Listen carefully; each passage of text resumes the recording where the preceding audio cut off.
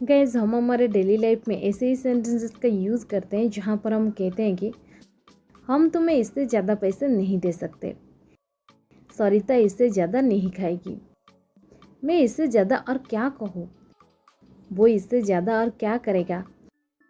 Guys, इस प्रकार की सेंटेंसेस को हम हिंदी में तो बड़ी आसानी से बोल लेते हैं, बट इसे इंग्लिश में कैसे कहेंगे जहाँ पर हम फ्रेजेस करते हैं इससे ज़्यादा। चलिए सबसे पहले इसके इंग्लिश देख लेते हैं।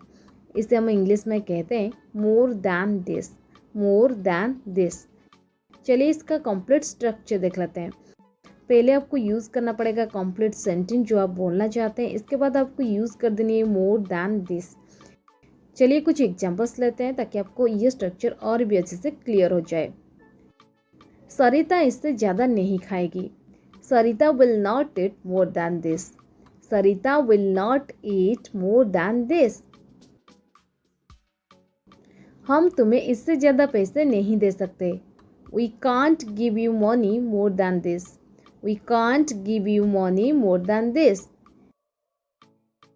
मैं इससे ज़्यादा और कुछ नहीं कर सकता, I can't do anything more than this, I can't do anything more than this.